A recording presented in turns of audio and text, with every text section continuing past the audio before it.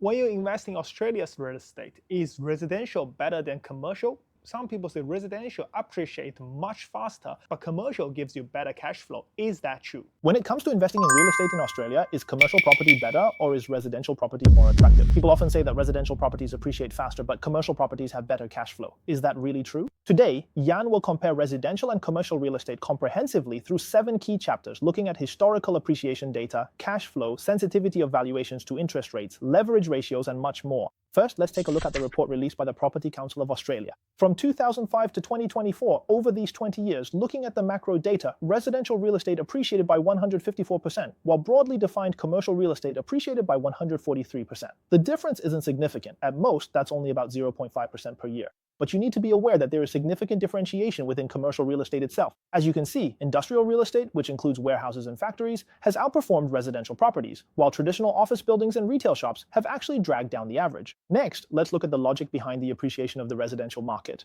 First of all, 70% of homes in Australia are owner-occupied, meaning they are driven by real demand, which is the primary factor behind their appreciation. And as is often mentioned, Australia has a continuous influx of immigrants, which means there is a constant demand for owner-occupied housing. Owner-occupiers often pay a premium due to emotional reasons, which is another driving force supporting the rise in real estate prices. In contrast, the logic behind commercial real estate is much more rational, focusing on just 2 things: rental income and capitalization rate. I've placed the valuation model here. Value equals rent divided by capitalization rate, and the capitalization rate is closely tied to interest rates. During the interest rate cut cycle from 2009 to 2019, the capitalization rate for commercial real estate dropped from 7.3% to 4.89%. As a result, even if rent didn't increase significantly, the valuations of many commercial properties rose sharply. Conversely, during the interest rate hike cycle from 2023 to 2024, commercial real estate plummeted, especially office buildings. Now let's break it down further. Why did industrial real estate, that is, warehouses, perform so well? Ultimately, it's because e-commerce is also booming in Australia. 10 years ago, Amazon began expanding into Australia, which led to a surge in demand for last-mile logistics centers and large-scale warehouses. As a result, vacancy rates hit historic lows, and both rents and prices soared. As for office buildings, as everyone knows, after the pandemic and the rise of working from home, both rents and sale prices have dropped significantly. This once again proves that while all our commercial real estate, their fates are very different. In Chapter 2, let's talk about cash flow. Many people say that commercial real estate has better cash flow. This view is half right and half wrong. Looking at this table, you'll notice that the net rental yield of commercial real estate is about 4% higher than that of residential properties. This is because many maintenance costs can be borne by the tenants and rents can steadily increase every year. But commercial real estate cash flow also has its own issues. The biggest hidden killer among them is called lease incentives, also known as incentives. Because for many commercial properties, after tenants rent the space, they need to do some renovations or modifications before they can start operating. So landlords often offer 1 to 2 months, or even longer, of rent-free incentives. In 2024, just how bleak is the office market in Sydney and Melbourne? These lease incentives can reach 36% to 40%, which means if you rent for 5 years, I give you 2 years for free. So after deducting these incentives, the cash flow takes a significant hit. The third chapter is about valuation methods. Residential and commercial properties may both look like buildings, but the way they are valued is very different. First of all, residential property is usually valued based on recent sales in the surrounding area. This is a retrospective valuation method. It looks at how much similar properties have sold for in the past to give you an estimate. And as we've mentioned, many residential buyers are purchasing out of necessity for their own use, so they might ignore the valuation and offer a higher price. Even if the rental return is very poor from an investment perspective, they will still pay more. On the other hand, as we just mentioned, commercial property is valued by dividing the rent by the capitalization rate. This is a forward-looking valuation method that considers the future. If I predict that interest rates will rise in the future, then today I will increase the denominator, which means discounting the overall value of your commercial real estate. Here's an example. Suppose there's a warehouse with an annual rent of 100,000 yuan. When the capitalization rate is 5%, it's worth 2 million yuan. But if interest rates rise by just 1% and the capitalization rate increases to 6%, its value instantly drops to 1.667 million yuan, a decrease of as much as 17%. Meanwhile, it's very difficult for the rent to suddenly increase by 17%. That's why, as of today in 2026, with the central bank having just announced an interest rate hike, it's highly likely that commercial real estate will enter a cold winter over the next 1 to 2 years. Chapter 4. Leverage. Most individual investors tend to overlook this very important amplifier when comparing value appreciation. Let's look at this table. For residential properties, you can usually get up to 80% financing, and in extreme cases, you might even get 90% to 95%. However, for commercial real estate, you can typically only get 60% to 70% financing. Additionally, residential loans can often be stretched to 30 years, while commercial real estate loans are generally only 15 to 20 years or even shorter. Because the residential loan market is extremely competitive, its interest rates are often 1 to 2% lower than those for commercial real estate. Suppose you have 300,000 Australian dollars in cash. For residential property, you could buy a house worth 1.5 million. If the property appreciates by 7%, you gain 105,000 in value. Compared to your 300,000 investment, your capital return rate is 35%.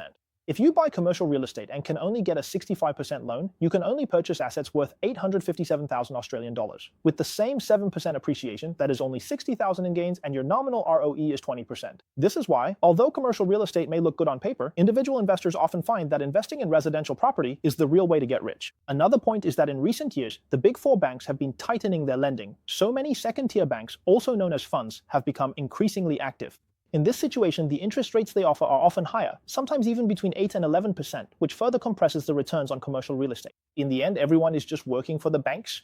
Chapter 5. Risks. First, vacancy rates. The vacancy rate for residential properties has long been between 1 and 3%. Even if your house is vacant, because Australia is currently facing a housing crisis, you are very likely to find a new tenant within 2 to 4 weeks, so the risk of vacancy is almost negligible. But the vacancies in commercial real estate can be structural. What does that mean? Once your tenant goes out of business or moves out, it might take 6 to 12 months or even longer to find a new tenant. That's why the current vacancy rate has reached around 15%. So what does structural mean? It means that the demand for commercial real estate is customized. For example, if a space used to be a hair salon, it's very hard to find someone else who wants to open another hair salon there. You might have to spend money to completely remove the existing renovations before someone who wants to open a coffee shop would consider moving in. And some of these issues are systemic. For instance, with office buildings, nowadays many people work remotely, so who still goes to the office? So this kind of vacancy risk could be permanent. The second point is liquidity. The average selling period for residential properties is between 1 to 2 months. Now, with the housing crisis, in many places you can sell a house in less than 2 weeks. That's true. But when it comes to commercial real estate, the buying and selling process involves very complex due diligence, such as contract evaluation, environmental assessments, and building inspections. The selling period often stretches to as long as 6 months, and when the market is sluggish, you might not be able to sell at all. This is what we refer to as the depth of the buyer pool. It's simply not comparable to residential real estate. When the economy is bad, you might find yourself unable to sell commercial real estate even if you want to. Chapter 6. Remember, when it comes to commercial real estate, not every subsector is created equal. For example, the current star is industrial real estate, such as warehouses or factories. Essentially, this is because e-commerce is finally starting to penetrate the Australian market. The advantage is that tenants in this category tend to be quite stable because they need to set up a lot of automated processes, factories, assembly lines, and so on. Once everything is set up, it's very difficult for them to move. However, the risk is that the prices of these types of assets have already skyrocketed, which means that if you invest now, the rental yield has dropped significantly. The second category is retail real estate, such as street front shops and so on. Among these, high-end stores with stable leases like Coles, Woolworths, and Bunnings are the top priority. They provide essential goods, so they're less affected by the impact of e-commerce. On the other hand, street-side clothing stores and small restaurants are hit much harder by e-commerce. The third sector is office buildings. We've already criticized them a lot just now, so let's not go over it again. Now we've come to the final chapter of this video. Should I buy commercial or residential property? Actually, there isn't an absolute answer to this, and in fact, we can have the best of both worlds. If you're still in the early stages of life and in the process of accumulating assets, you should buy residential property and use higher leverage to quickly expand your asset base. But when you're approaching retirement, or when your assets have entered a consolidation phase, you can gradually shift toward commercial real estate to collect rent and gain passive income. And because you've accumulated a lot of assets in the earlier stage, buying a high-end commercial property worth 2 million or even over 5 million should be within your reach. This kind of shop is what truly supports 3 generations with a single property. Investing in real estate is essentially about making trade-offs between appreciation and cash flow. So how should you choose? Actually, it depends on your personal situation. Would you choose residential or commercial real estate? Leave a comment and let me know. I'm Jin San from The Lab, your property advisor in Melbourne.